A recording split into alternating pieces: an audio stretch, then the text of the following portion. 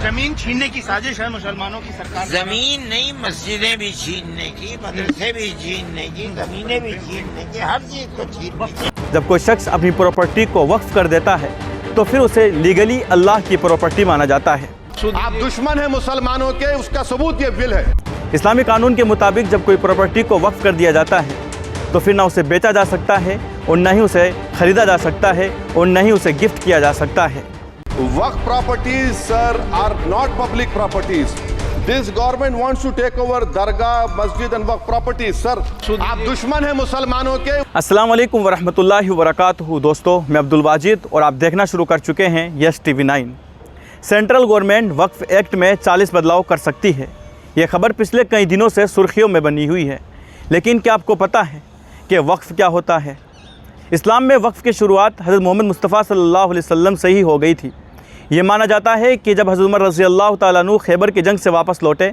तो उन्हें बहुत सारी ज़मीन मिली। उन्होंने आप सल्लल्लाहु अलैहि वसल्लम से पूछा कि ज़मीन का क्या किया जाए, तो आप सल्लल्लाहु अलैहि वसल्लम ने फरमाया कि ज़मीन को वक्फ़ कर दिया जाए, यानी अल्लाह की राह में लगा दिया जाए। इस्लामी कानून के मुताबिक जब कोई प्रॉपर्टी को वक्फ़ कर दिया जाता है तो फिर उसे ना ही तो बेचा जा सकता है और ना ही उसे ट्रांसफ़र किया जा सकता है और ना ही उसे गिफ्ट किया जा सकता है। वक्फ की प्रॉपर्टी का इस्तेमाल सिर्फ मजहबी कामों और इंसानियत की भलाई के लिए ही किया जाता है। जब कोई शख्स अपनी प्रॉपर्टी को वक्फ कर देता है तो फिर उसे लीगली अल्लाह की प्रॉपर्टी माना जाता है। भारत में इस्लाम आने के साथ साथ ही वक्फ की भी शुरुआत हो गई थी।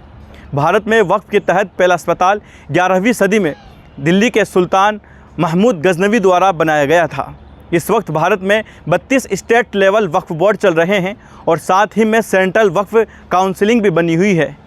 जो पूरी कंट्री में वक्फ प्रॉपर्टीज़ के प्रोडक्शन की ज़िम्मेदार है। हाल ही में इस खबर ने मुस्लिम कम्युनिटी के अंदर एक फ़िक्र पैदा कर दी है कि सेंट्रल गवर्नमेंट वक्फ एक्ट में क्या बदलाव लेकर आएगी। इसी पर चर्चा करने के लिए आज हम जयपुर के कुछ ज़िम्मेदारान से बातचीत करेंगे और आपको अच्छे समझाने की कोशिश करेंगे, तो बने रहिए आप हमारे साथ। देखिए, हमारा कहना ये है कि केंद्रीय सरकार, मरकज़ी हुकूमत की तरफ से जो ये बिल लाया गया है, पार्लियामेंट में डिस्कशन हुआ है और पार्लियामेंट में डिस्कशन के बाद इसको जेपीसी को दे दिया गया है। हमारा कहना ये है कि सरकार की तरफ से जब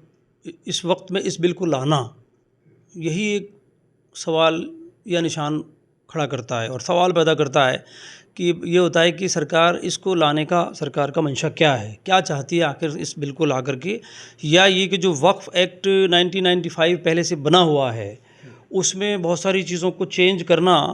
सरकार चेंज करना चाहती है,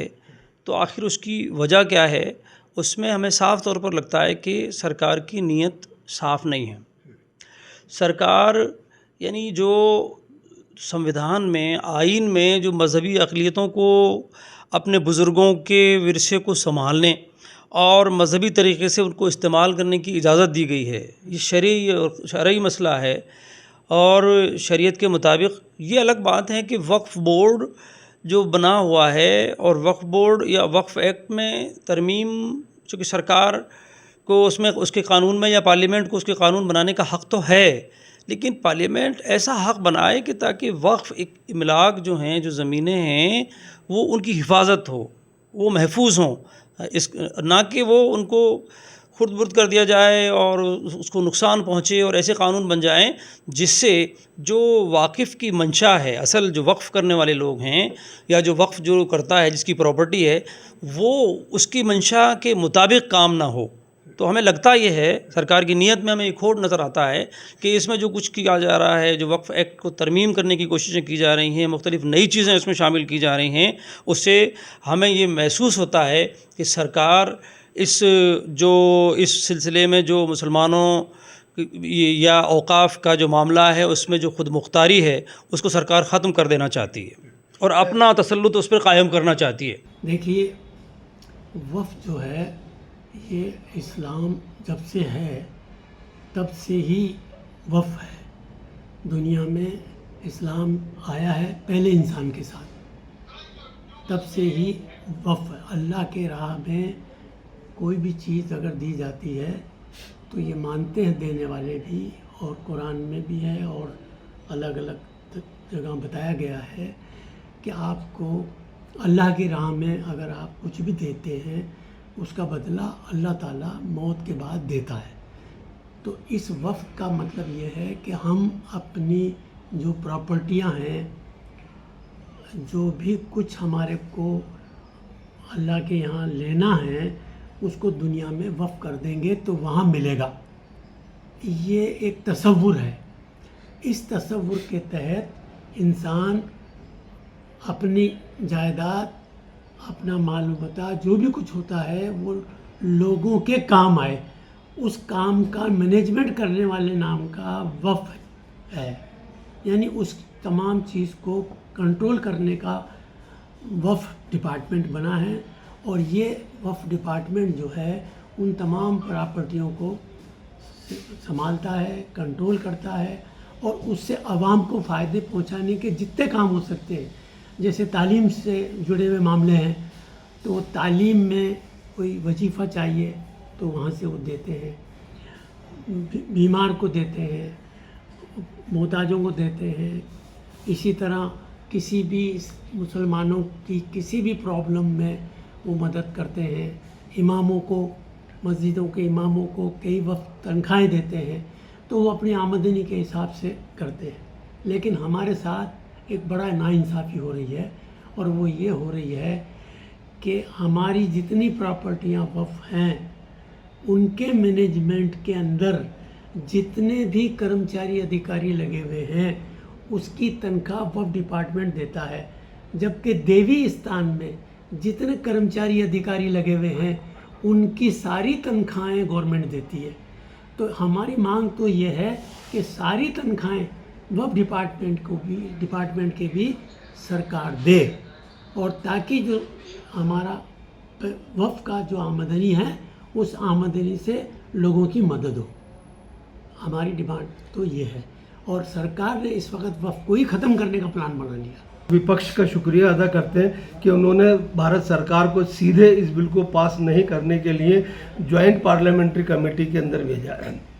क्योंकि ये बहुत बड़ा अमेंडमेंट है, इसकी अभी स्टडी चल रही है। लेकिन इसके संदर्भ में जो दो मूल बातें जो मेरे अभी तक ध्यान में आई हैं, पहला तो ये है कि किसी भी जो है न्याय प्रणाली के अंदर ये नहीं होता कि कोई भी वाद प्रस्तुत होते ही उस वाद को जो है वादी के फेवर के अंदर उसका डिसीजन दे दिया जाता है। परंतु जबकि जो है धारा 30, धारा 35 और धारा 40 में जो इन्होंने परिवर्तन करा है, उस परिवर्तन के अनुसार ये इन्होंने कहा है कि अगर कोई जो है प्रॉपर्टी जो डिस्प्यूटेड है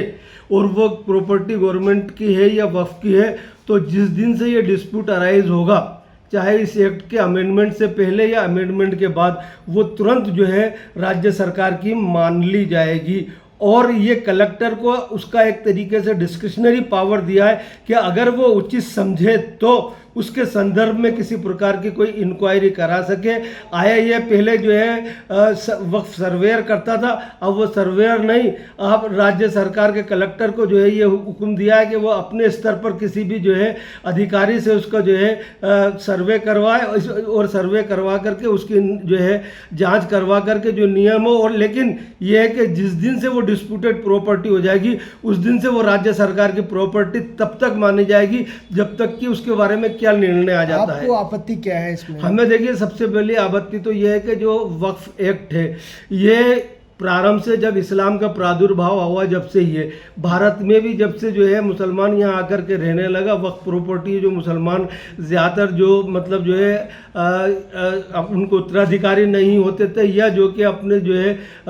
यतीमों को या पढ़ने के लिए या उनके लिए अपनी जायदाद को जो है एक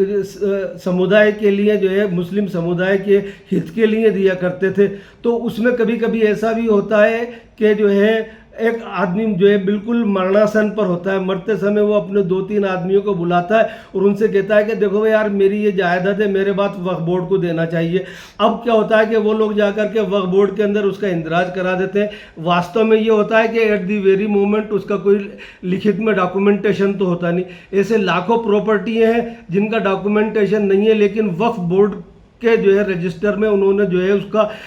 वक्फ सर्वेयर के द्वारा सर्वे कराने के बाद उसको वक्फ रजिस्टर में वक्फ प्रॉपर्टी डिक्लेयर कर रखी है। लेकिन अब ये सरकार ये कहती है कि साहब जो है इस प्रकार का कोई भी जो है आप जब तक के प्रूफ नहीं करोगे, डॉक्यूमेंट्री प्रूफ नहीं करोगे, तो या तो डॉक्यूमेंट्री प्रूफ तो आर्कोलॉजिकल डिपार्टमेंट ऑफ इंडिया के पास होना चाहिए, या ऐसी संपत्ति जैसे मुस्लिम पर्सनल लॉ के लिए हिबा का कानून है, मुस्लिम पर्सनल लॉ के लिए विल का कानून है कि वो ज़बानी भी मान्य होती है। सदियों से जो है जिन लोग जो है वक्फ विभाग ने या राज्य सरकार ने जो वक्फ प्रॉपर्टियों के रजिस्टर तैयार किए, आप उसी को संज्ञान नहीं ले रहे, उसको संज्ञान नहीं लेकर के ये कह रहे हो कि साहब अब आप दिखाओ उसका रिकॉर्ड। तो ये एक प्रकार से और कुछ भी नहीं है कि ये कल ये सिर्फ इनका एक ही मकसद है कि जिस तरीके से इन्होंने जो है मतलब ये चला रहे हैं ना बुलडोज़र वाली कहानी, किसी भी जो है स्थान को बुलडोज़र चला देंगे कि नहीं ये वक्त की जायदाद नहीं है, केवल एक मुस्लिम समुदाय को जो है परेशान करने का ये है, इसलिए हमें इस पर आपत्ति है। राजस्थान सरकार से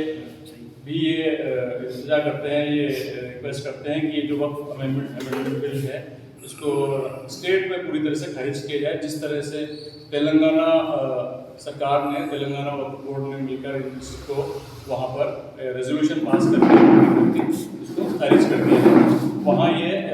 लागू नहीं होगा तेलंगाना में। तो हम राजस्थान सरकार से भी ये गुजारिश कर रहे हैं और मैं तमाम वक्फ बोर्ड चेयरमैन और जितने भी वक्फ बोर्ड के मेंबर्स हैं उन सभी से दरख्वास्त करूँगा कि एक